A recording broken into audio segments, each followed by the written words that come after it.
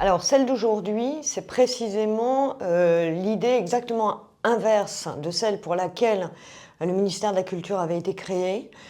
C'est un individu qu'on invite à être incarcéré dans la prison du moi, de son moi et du présent. C'est-à-dire que toutes les manifestations culturelles s'adressent à l'individu dans ses identités, de femmes, ses identités religieuses, etc., de sexe, de genre,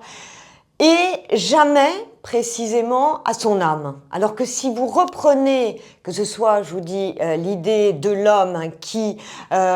avait inspiré Malraux, qui était justement que dans les musées, là nous avions l'idée de la grandeur de l'homme, ou même celle de Jean Vilar, vous pouvez lire tous les textes de Jean Vilar, les œuvres de culture s'adressent à l'âme de l'homme. Et là, on n'a plus des individus qui ont une âme, on a des individus qui ont des identités. Si bien que l'œuvre d'art, que la culture est censée nous faire découvrir, eh bien, est totalement hypothéquée dans son pouvoir de révélation, d'agrandissement, d'élargissement. Et la culture était destinée à nous élever, parce que précisément, eh bien, nous avons à devenir hommes, à accéder à ce que l'humanité a de propre, et au contraire, désormais, la culture, et depuis, j'ajoute une pièce au dossier anti-Jack Lang, mais depuis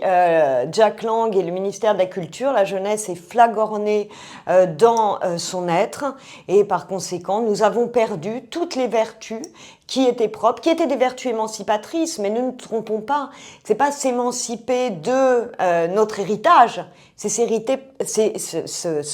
s'émanciper, se soustraire au présent, à la société. Or, toutes les questions sociétales ont investi les institutions culturelles.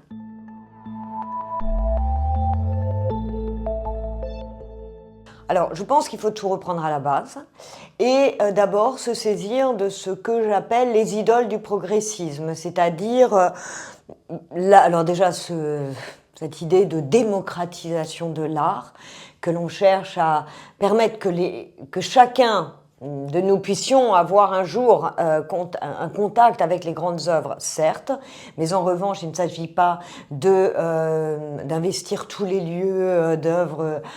d'art, parce que précisément, ça, à mon sens, c'est la grande erreur de la création du ministère des Affaires culturelles en 1959, c'est d'avoir dissocié la culture et l'éducation. Le ministère de l'Éducation et le ministère de la Culture, comme si nous étions de plein pied avec les œuvres d'art. Donc déjà, il faut absolument réinterroger précisément ce que peut l'œuvre d'art, ce qu'elle est, et comment nous pouvons, nous, entrer en contact, nous rendre disponibles, être réceptifs à ces œuvres qui ne sont des œuvres d'art que parce qu'elles sont infiniment plus grandes que nous. Donc,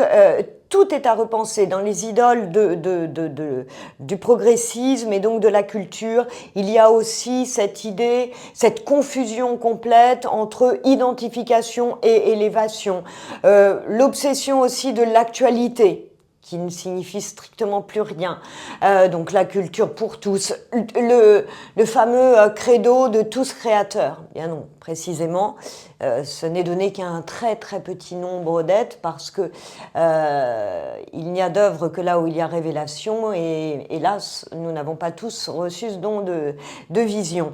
Mais tout cela a complètement perverti le sens de l'œuvre d'art, donc je crois qu'il faut absolument tout remettre à plat et savoir ce qu'est une œuvre de culture, où ça commence, où ça finit, et cela permettra aussi de soutenir une politique culturelle digne de ce nom.